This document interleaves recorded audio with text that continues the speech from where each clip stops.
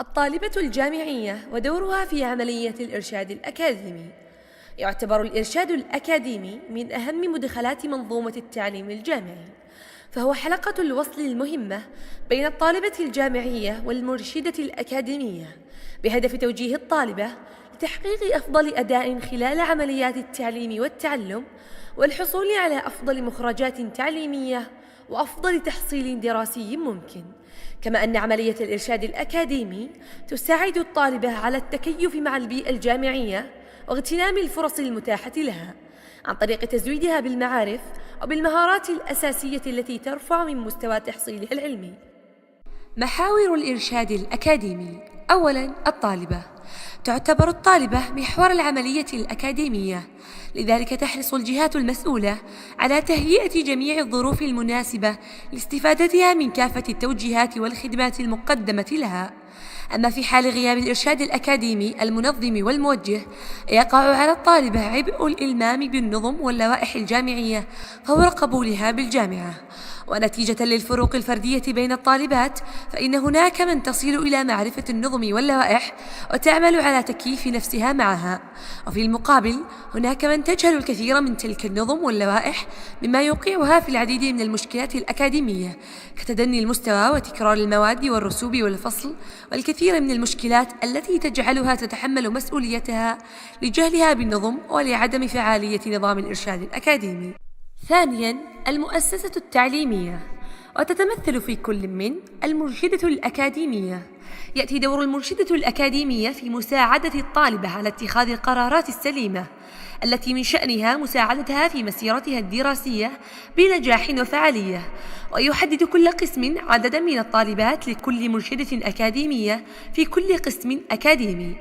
ومما قد يعوق قيام المرشدة الأكاديمية بدورها على أكمل وجه هي أن تكون تلك المرشدة غير ملمة بالنظم واللوائح الجامعية، وكذلك عدم إدراكها لأهمية المهمة الموكلة بها وبحاجة الطالبة لتوجيهاتها ونصحها. وكالة شؤون الطالبات. وتتمثل وكالة شؤون الطالبات في وحدة الإرشاد الأكاديمي، والتي تنظم وتشرف على سير عملية الإرشاد الأكاديمي في الأقسام الأكاديمية، وكذلك وحدة التسجيل الآلي، والتي تقوم بمتابعة جداول الطالبات الدراسية وتعالج طلبات تعديل الجداول الإلكترونية للطالبات. كما تقوم الوكالة بتطبيق النظم واللوائح الجامعية الخاصة بالجامعة والكلية حسب وضع الطالبة الأكاديمي. القسم العلمي، وهو الجهة التي تصدر الخطط الدراسية لكل تخصص، وتقوم بتكليف المرشدات الأكاديميات لكل عدد من الطالبات بحسب أعداد الطالبات المقبولات في كل تخصص. المرشدة الأكاديمية هي أحد أعضاء هيئة التدريس أو من في حكمهم يتم تكليفها لتقوم بمهمة الإرشاد الأكاديمي لمجموعة من طالبات الجامعة.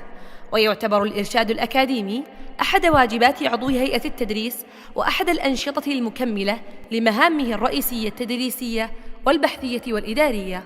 الهدف الأساسي الذي تحققه المرشدة الأكاديمية هو التعريف بنظام الساعات المعتمدة وما يتعلق به من ضوابط للتسجيل والتأجيل وحساب المعدلات التراكمية ومتطلبات النجاح والتخرج، التعريف بالخطة الدراسية للجامعة وإيضاح تسلسل المقررات ومتطلبات تسجيل كل منها، إرشاد الطالبة وتوجيهها لاختيار المقررات الدراسية المناسبة في كل فصل دراسي بما يحقق إتمام الخطة الدراسية وإنهاء جميع المتطلبات ضمن المدة المحددة للبرنامج، متابعة الطلبة المتعثرين بالسعي لتذليل العقبات الدراسية التي تواجههم، تشجيع الطلبة ذوي الأداء الدراسي الجيد ودفعهم نحو التفوق، التعريف بنظام الامتحانات ومخالفته. أدوات الإرشاد الأكاديمي. حتى تتمكن الطالبة من الاستفادة من مرشدتها الأكاديمية بشكل أكثر فعالية، لا بد من اطلاعها على أدوات الإرشاد الأكاديمي، ومنها اللوائح والأدلة، لائحة الدراسة والاختبارات، والتي يمكن الحصول عليها من موقع عمادة القبول والتسجيل على موقع الجامعة.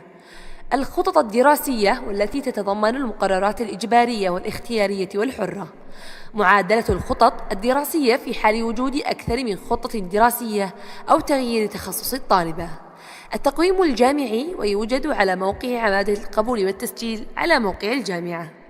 الجداول الدراسية وجداول الاختبارات النهائية والأرقام المرجعية لكل شعبة، البريد الإلكتروني الجامعي لكل من المرشدة الأكاديمية والطالبة، الفعاليات والحملات والورش والدورات التي تستهدف التوعية بالإرشاد الأكاديمي، الإصدارات والدوريات والمنشورات المتضمنة الإرشاد الأكاديمي المبكر.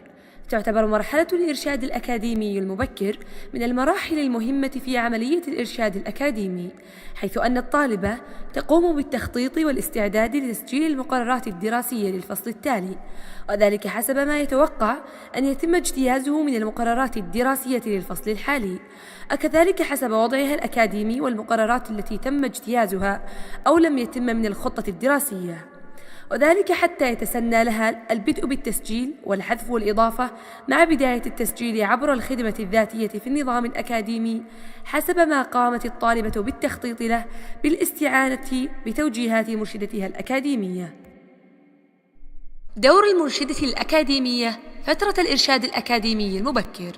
يعتبر الإرشاد الأكاديمي المبكر من الإجراءات الأكاديمية المدرجة في التقويم الجامعي، وذلك لأهميته لكل من الطالبة والمرشدة الجامعية، حيث يمكن للطالبة الاستعانة بالمرشدة الأكاديمية الخاصة بها في اختيار المقررات التي تناسبها وتناسب وضعها الأكاديمي قبل تسجيلها، حيث أنه خلال هذه الفترة يكون هناك متسع من الوقت للنقاش والتخطيط للفصل القادم، فتقوم الطالبة بالتعاون مع المرشدة الأكاديمية بإعداد مسودة للجدول الدراسي، وكذلك مع بداية فترة التسجيل والحذف والإضافة عبر الخدمة الذاتية أو فترة تعديل الجداول الإلكتروني، يمكن للطالبة التواصل مع مرشدتها الأكاديمية للاستفادة من توجيهاتها. وسائل التواصل بين المرشدة الأكاديمية وطالباتها: الساعات المكتبية والإرشادية، الاجتماعات الدورية مع طالباتها، البريد الإلكتروني الجامعي،